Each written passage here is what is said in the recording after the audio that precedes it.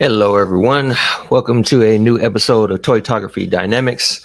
In these episodes, we will discussing all types of different poses to help you guys out improve your toy photography. And so, in this particular episode, we are actually going to be discussing poses that were submitted by you guys. So, in our Facebook group, we have a just a little thing you guys have to put in whenever you put in your photos. In this particular case, just posing that you would like for me to critique and take a look at. All you have to do is post your photo and just use the hashtag check my pose. And then we'll go ahead and add it into an episode like this where we take a look at the poses and any kind of feedback that can be offered to improve your posing when it comes to your toy photography. We'll do what we can to help with that. So with that said, let's go ahead and let's jump right into our first image, which I will also say throughout as we're looking through these images, if I have an image to help get the point across or show an example, I'll provide that. So with that said, let's go ahead and let's take a look at our first image that we have.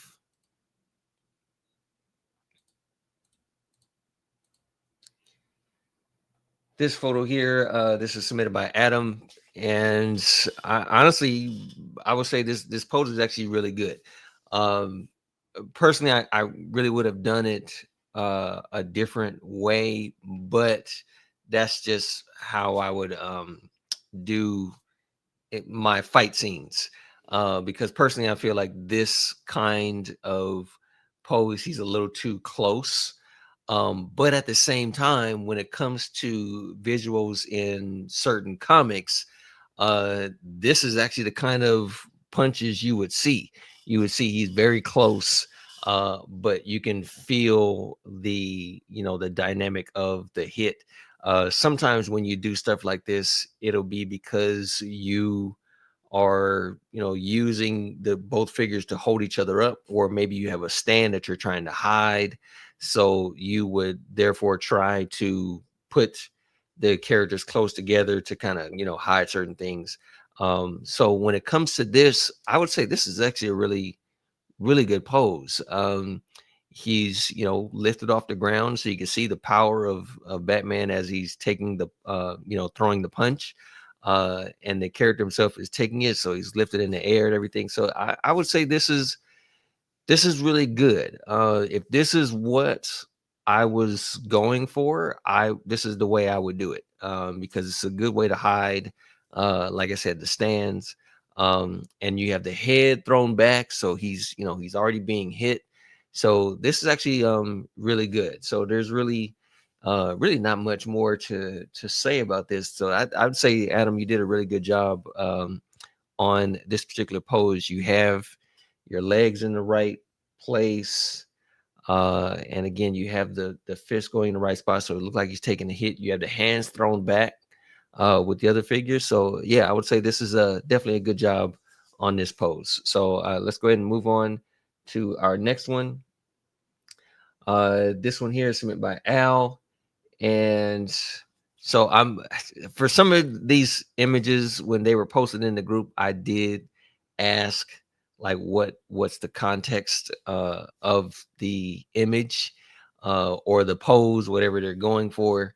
And sometimes I didn't ask that. So in this particular case, I didn't really ask what is happening here, but I believe you can kind of tell that maybe he's the fight is over and he's now standing on a rooftop, which you can see down here at the bottom. You can see like he just took his mask off, and you can kind of see the scars and everything. So my guess on this is that he's just finished the battle, and maybe he's got a hurt rib or something like that. So he's kind of just using the wall for support, because after the battle is taking place.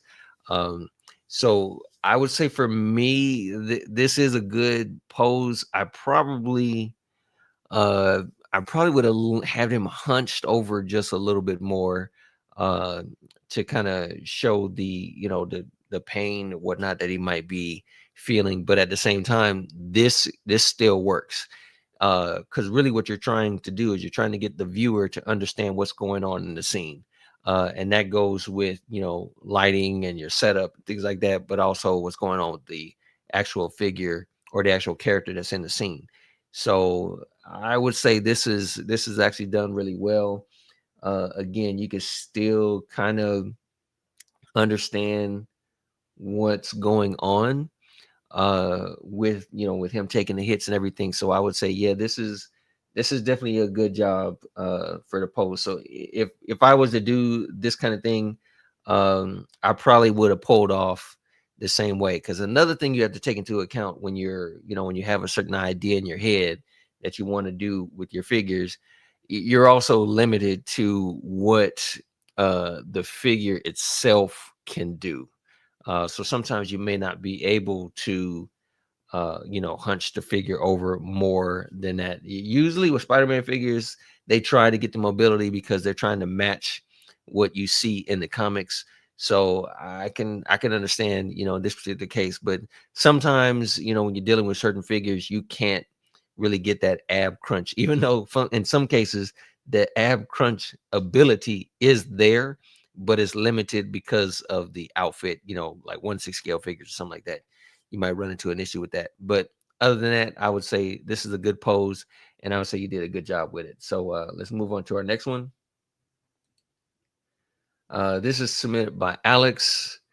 Uh, so again, this is one where we're trying to grasp the context of what is actually taking place in the scene. So my guess on this is Clark transitioning into Superman. So that I mean that's what I'm trying to grasp from it. So I say he's running, and then he's pulling off his suit, so he's transitioning into Superman, and then he flies off. Which is a good shot, by the way. I'd say this is done really well. Even down here at the bottom, you can kind of see the impact from the foot as he's taking the stomp towards the ground. So it kind of adds to that nice flow of the hat, flowing in the air. And I guess he's getting ready to pull back the tie and everything so that he can transition into Superman. Um, I have done a photo similar to this, so I do have an example to show. Um, so overall, I would say that this is a good shot. The posing of Superman is good because he's getting ready to take flight. Nice posing of the cape.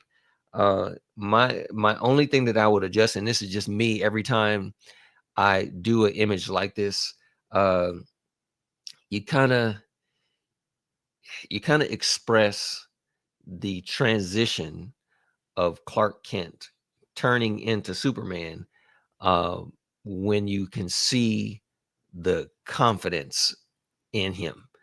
You can see that a lot in images where Clark Kent has his head down because he doesn't want really people to really notice who he is. So he kind of has his head down and looking in different directions, so you can't tell who he is.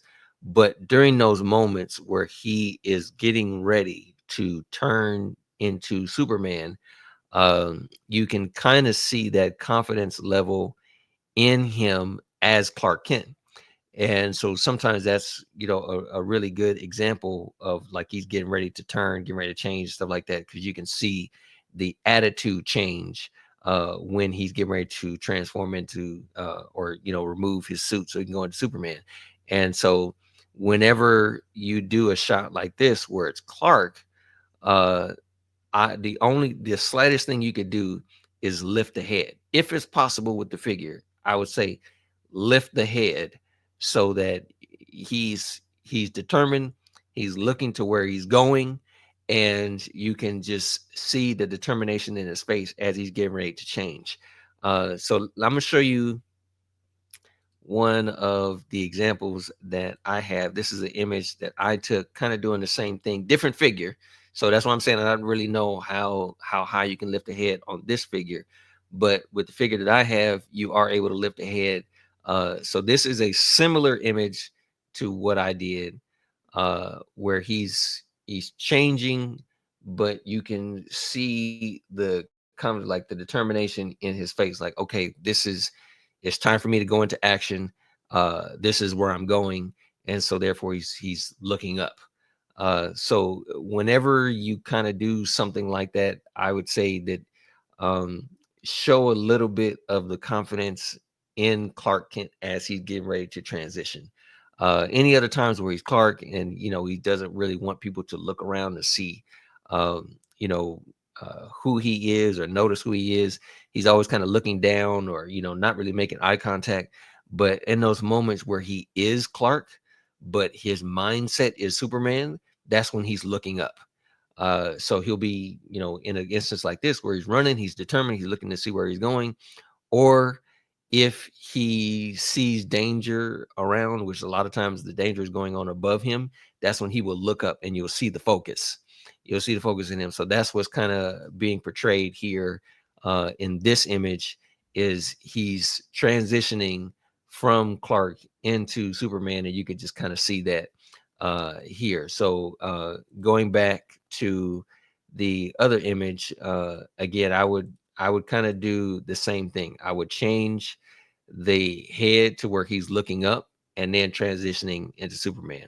But again, that's a minor thing. You still got the running pose good. You got it's nice that you were able to get the hand up to where it looks like he's getting ready to grab and change. So this is a good pose overall. It's a minor thing. The only thing I would change is lifting the head just to portray the character. So good job on that one. So let's take a look at our next one.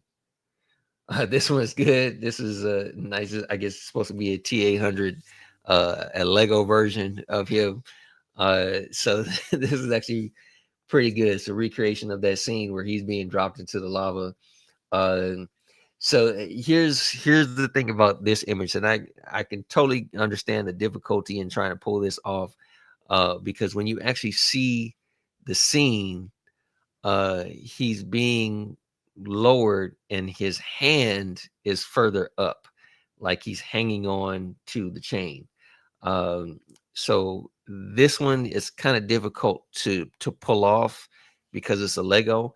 And if you raise the hand up, sometimes the hand is so close to the arm, or I'm sorry, the arm is so close to the head that it's kind of difficult to pull off the to the viewer what is actually is going on because it's hard to see. So here's my suggestion, and if you can pull this off, great. If you can't, it's totally understandable because it is a Lego. But what I would have done in this particular case is I would have detached the arm from the body, and then I would have put him in that position where he's got his hand up in the air as he's being lowered into it. And then I would use maybe like some sticky tack or something like that, some blue tack, to put it between the arm and the body. So there's a little bit of a gap and his arm is a little bit away from the head, so you can kind of see that. And then he'll look like he's actually dangling and being lowered into it. Because again, if you pull it off where it's too close, it just doesn't look right. So if you weren't going to do that, this would still be okay. But that's just me. That's kind of what I would do, because also when you look at it in movies, like Lego movies and stuff like that, whenever they raise their arms, you can see that the arm is a little bit detached. Depending upon the scene, it'll be detached from the body so that they can kind of express a little bit. Every now and then you'll see them raise the arms and the arm is close to the head, and it just it's okay with the scene. But whenever they're trying to do something else, the arm will be a little bit detached from the body and it's going in a direction that you would not normally see from a Lego. So in order to pull that off in this particular case is, again, I would use some tack, take the picture in an image to where you can't see that, but you can see you can still understand what's going on. Your mind will fill in the rest. But yeah, I would say try and use some tack or something to have so that you can raise the arm up and actually look like he's hanging on the chain. Because in this particular case, it actually looks like the chain is more like a pole, even though it looks, it totally looks like a chain. You could clearly see that it's a chain, but just the way he's holding it with the head above the hand, gravity wise, it doesn't really make sense. But it's a Lego, so you can kind of play around with it a little bit. But yeah, but other than that, I would say it's a definitely still a good shot and a good shoot. It's you know a good idea for the pose. That's just the way how it handled. So again, thank you for your submission.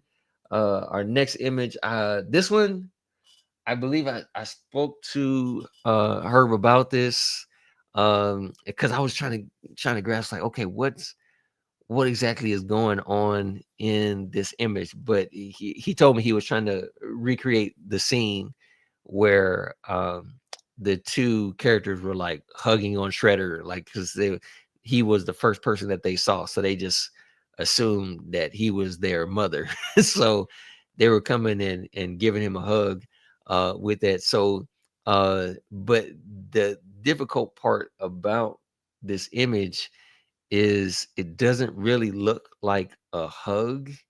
It looks more like they're laying him down. So the only thing that I would change about this, well, actually, there's two things I would change. One, when it comes to the pose, I would stand Shredder straight up. I would stand him straight up and still do what I can to have both hands behind his back, but I would not have him look like he's leaning over. He would stand straight up, and then I would actually try to lean the characters forward, like they're coming in for the hug, but he's standing straight up. Uh, if I was going to lean him over like this, I would have Shredder's arms out like he's getting ready to fall, and then the two would be trying, basically hugging him and trying to catch him at the same time. So that would be my only thing, is raising the arms, even kind of raise the arms in a way to where it looks like he doesn't want the hug, which what was going on in the movie. That was the case. He didn't want it.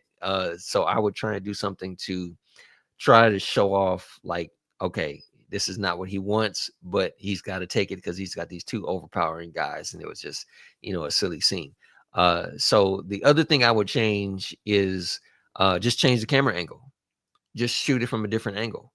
Uh, and honestly, in this particular case, I would pull back on it because the head is cut off a little bit on. Well, really, both the spikes and the head is cut off a little bit. So I would pull back a little bit on the image so you can get a little bit more of what's going on. But that's the only thing I would do, is have Shredder standing straight up, and I would change the camera angle so that it would look more like a hug. Because sometimes you do a pose from a certain direction and people just don't see it. But when you change the camera angle, it's like, oh, from that perspective, I can see what it is that character's trying to do. But when you had the camera lower, or when you had the camera off to the side, you can't really see it. But if you move the camera above, it's like, oh, okay, now I see what's going on here. So sometimes it's just a simple change of the angle, and you'll be able to you know convey the story of what's going on. So yeah, so those are my two things. Thanks again for your submission. Our next image that we have, this is from Ken, and I guess this is Frankenstein and his bride just going out playing in the park. And so uh, when it comes to this, I would say you're doing a good job as far as what's going on. I mean, it looks like Frankenstein has pushed her, and you can see the expression on her face. You can't really tell if she's enjoying it or scared out of her mind. You don't know, but it's still good with the swing. So yeah, there's really not much to say about this, and I think Ken did a good job on the posing, and yeah, it's I honestly, I wouldn't really change anything about this. Even the camera angle is good because you're able to see everything of what's going on. Uh, you have Frankenstein blurred out, but that's the photography side of everything. But as far as the pose is concerned, yeah, I would say this is definitely a good image and a good pose. So good job, Ken, man. I think you did a good job on this one. So let's go ahead and move on to our next image. Okay, this is Monstar 2085. And this is another one where I was asking, like, okay, what's going on in the image, because I couldn't really tell what he was doing. And I believe this is Jin Sakai. Uh and yeah, I think it's like he's trying to do the well, when I asked Monstar what was going on in the image, he said that this is supposed to be a landing pose. Like he's landing and he's getting ready to do the attack. Uh, I, and from looking at it, I would say, well, if he's landing, this is a pretty awkward landing. Because when you land, you want to land in a way to where you don't lose your balance. And it looks like in this image that he lost his balance. So I would change it to where he's leaning forward. This particular one, when he explained to me what was going on, I have a Jin Sakai figure. So I'll show you guys the image that I took, and I specifically took it to show an example for Monstar for this, because and this is another thing before I show you the image that I have. Uh, Again, like I said before, sometimes you try to do a particular pose, but you can't because the figure itself has restrictions. So I'm not really 100% sure about this particular figure. I don't know the restrictions that it has, so it might have been difficult for him to get him to lean forward, because that's the main thing, is when he's landing, it would be better if he was leaning forward. So with that said, let me show you the photo that I took, to kind of help just express. I didn't really do anything special as far as backgrounds and whatnot. So let me show you what I did here. Uh, this pose here. So this is similar to where he's landed. He's got his weight on his knee, and then I, moved his other leg forward. So his leg is actually coming forward a little bit, and then he's landed on the knee. And you may not be able to see it much from this angle, but I did lean the upper body forward. So the top portion of his body is actually uh, sticking further out than the knee, so that he's, properly landing on the knee just before he gets ready to strike. And so because he's leaning forward, he's also using this arm in front for balance as well. And then I have this hand sticking out behind him. This is also for balance. So that's what you do. I would say the if you can, and I've talked to other photographers who do this same thing. Sometimes what you may have to do is put yourself in the pose that you're trying to create. And if you have to, take a picture of yourself in that pose and try to recreate it. Sometimes you don't really need to do that. Sometimes you can just get yourself in the pose, and in your mind will think about, okay, if I'm the way I'm standing, my arm would be here. If I do here, I kind of lose my balance here. And then you'll take all of that into account for when you get ready to pose your figure. You'll put everything in its proper place so that it looks believable. So that's what I'm doing here. He's landed, he's got his dagger out, he's getting ready to strike. He's using this other hand for balance. I just kind of used the cape to make it look like it was blowing in the wind or whatnot. But again, as far as your image is concerned, I'm using the arm to help the cape look like it's blowing in the wind. That's just another area of posing. If you want to, if you're able to articulate the cape for a cape that has wires, whatnot, this is something that you would use. But again, he's got his head down, his head is forward. He's got his arm out with the dagger, but the arm is also used for balance. his torso is leaning forward so that it's almost like between the head and the knee, it's a straight line.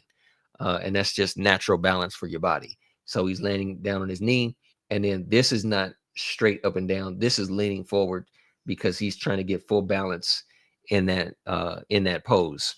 So again, this is just a natural way that you would be whenever you're on your knee and you're getting ready to strike or whatnot. This is just your natural pose. So I would say try it. Whatever it is you're going to do, try to put yourself in that pose to see if you can pull it off, and then you'll get an understanding of how the figure is supposed to be, so that he is centered on in his on the balance for the pose that you're trying to create.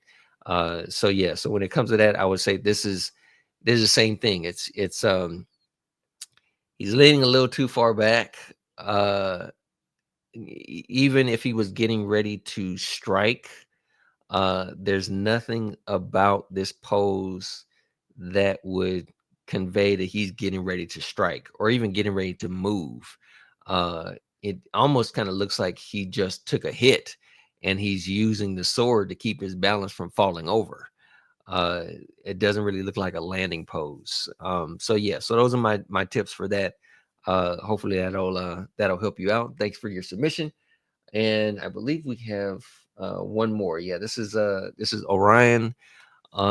So in this particular pose, I'm assuming he's like, this is U.S. agent like getting ready to head out, and he's strapping on the helmet as he's getting ready to go. So this is actually really good. There's a number of different ways you could pull this off, and I was going to try to recreate this by taking my own image, but I was kind of thinking like, the way I would do this image, I just would have done it different. But that doesn't make this pose incorrect. This is still correct. This is still it still looks good. You have the hands up in the proper place, so it looks like he just strapped on the helmet and he's getting ready to snap it on. Your angle, again, like we talked about earlier, your angle helps. So this is still, it's still a good angle, still a good pose. And I'm assuming he's like looking in the mirror as well, so he knows like right where to put on the chin strap. So yeah, there's really nothing that can be said about this particular pose. I think you did a good job with this. Again, these are just those kind of moments that you don't see when they're actually getting ready to head out to battle and stuff like that. You don't really see this kind of stuff, but this is like a natural thing that you would see. So again, I would say this is a really good pose. I think you did a good job on it, and yeah, there's really not much else to say on that. You definitely did a good job on it, sir. So my helmet off to you. This is actually a good pose here. It's a great job. So with that said, that's all we're going to take a look at for today. Again, if you have any posing that you want some tips on, you maybe have an idea you want to share, just go ahead and submit the photo in our Toytography magazine Facebook group. Put in the hashtag check my pose, and we'll go ahead and we'll take a look at it and see what kind of inspiring tips we can give, and it'll also be a good inspiration to anyone else who's watching. So with that said, I will also say thank you for everyone who submitted their photos. Thank you for watching. Please like and subscribe and hit the notification bell so you know the next time a Toytography Dynamic a video comes up, because we do a bunch of different things besides critiquing poses. We'll discuss with other toy photographers, toy posers, and things like that, as well as doing poses for different types of figure challenges and things like that to help you guys out. So again, thank you very much for tuning into the channel, and we will see you next time.